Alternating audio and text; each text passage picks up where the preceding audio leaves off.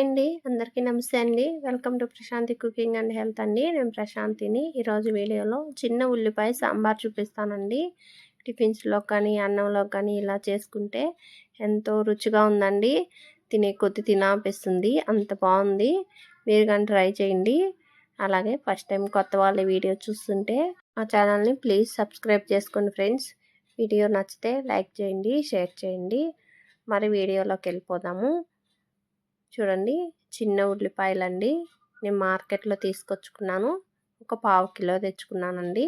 ఆ ఉల్లిపాయలు పక్కన పెట్టుకోండి. చూడండి, చిన్న టీ గ్లాసు కందిపప్పు అరగంట ముందు నానబెట్టుకున్నానండి. శుభ్రం కడిగేసుకొని ఒక గ్లాసు నీళ్ళు పోసి ఇలాగ మూత పెట్టేది విజిల్ పెట్టి మీడియం ఫ్లేమ్ పెట్టుకొని ఒక 3 విజిల్స్ రానివ్వండి. ఆ లోపల ఉల్లిపాయలని కట్ చేసుకొని తొక్క తీసేసుకుందాము. ఇవి నీట్గా తీసి పెట్టేసుకుంటే లేట్ లేకుండా చేసేసుకోవచ్చండి. ఈ విధంగా కట్ చేసుకొని అన్నీ కానీ తొక్క తీసి పెట్టేసుకోండి.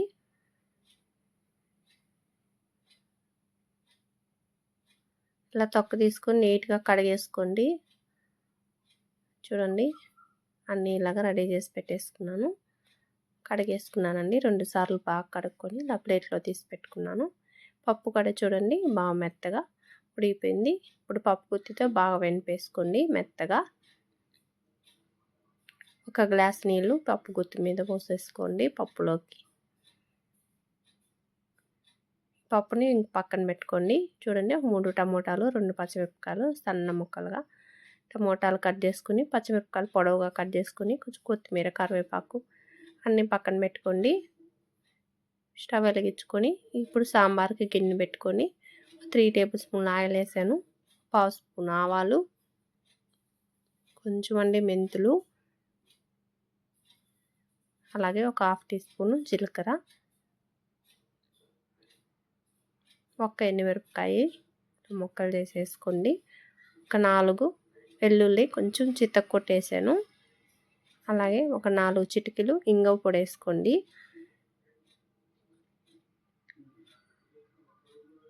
కొంచెం కరివేపాకు,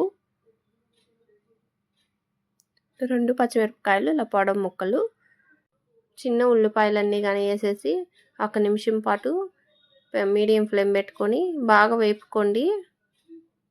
వేపుకొని పైన ప్లేట్ పెట్టి ఉల్లిపాయల్ని 2 నిమిషాల సేపు మగ్గనివ్వండి.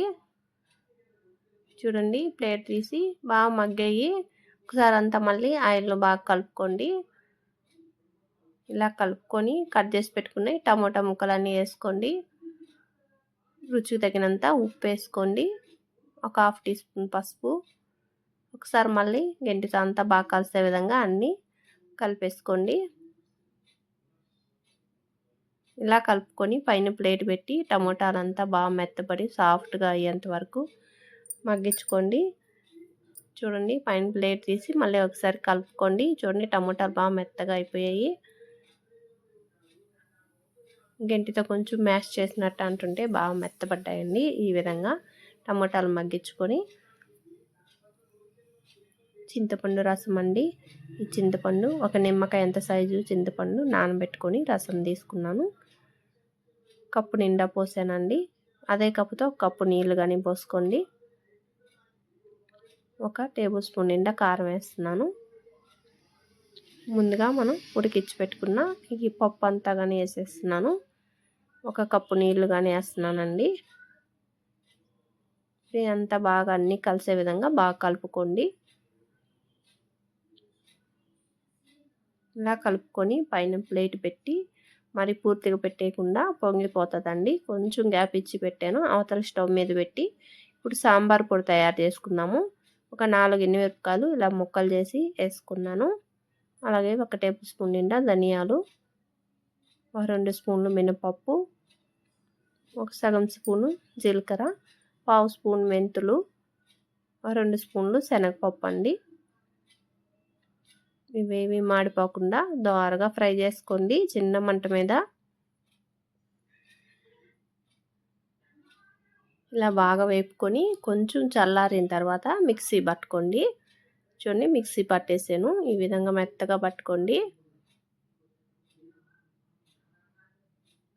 చూడండి సాంబారు 10 నిమిషాల నుంచి బాగా మరుగుతుంది. ఇప్పుడు ఈ పొడి మనం చేసుకున్న సాంబార్ పొడి ఒక 2 స్పూన్లు వేస్తున్నానండి. మిగిలిన పొడి మీరు ఒక డబ్బాలో పెట్టుకొని మీరు ఎప్పుడు సాంబార్ చేసుకుంటారో అప్పుడు వాడుకోవచ్చండి. ఇప్పుడు ఈ సాంబార్ పొడి సాంబార్లో బాగా కలిసే విధంగా బాగా కలిపేసుకోండి. స్టవ్ని సిమ్లో పెట్టేసి ఓ 2 నిమిషాల సేపు ప్లేట్ పెట్టి సాంబార్ని మరగనివ్వండి. 2 నిమిషాల తర్వాత స్టవ్ ఆఫ్ చేసేసి కొంచెం కొత్తిమీర తరుగు వేసానండి. వేసి ఒకసారి అంతా బాగా కలిపేసుకుంటే చిన్న ఉల్లిపాయ సాంబార్ రెడీ అయిపోయిందండి. టిఫిన్స్లలో కానీ అలాగే అన్నంలో కానీ వేడిగా అన్నం పెట్టుకుని ఇలా సాంబార్ వేసుకొని తింటుంటే అబ్బా ఎంత బాగుందో అండి. సూపర్గా ఉందండి. రుచి మాత్రం మళ్ళీ ఇలాగే కావాలంటారు మీ పిల్లలు కానీ ఇంట్లో పెద్దవాళ్ళు కానీ, అంత బాగుంది. తప్పకుండా మీరు కానీ ట్రై చేసి మీకు ఎలాగొచ్చిందో కామెంట్ బాక్స్లో తెలియజేయండి ఫ్రెండ్స్. ఇటువంటి వీడియోస్ మరిన్ని చూడాలి అంటే మా ఛానల్ని ప్లీజ్ సబ్స్క్రైబ్ చేసుకోండి ఫ్రెండ్స్. సపోర్ట్ చేయండి మా ఛానల్ని. వీడియో నచ్చితే లైక్ చేయండి, షేర్ చేయండి. థ్యాంక్ యూ ఫర్ వాచింగ్ అండి.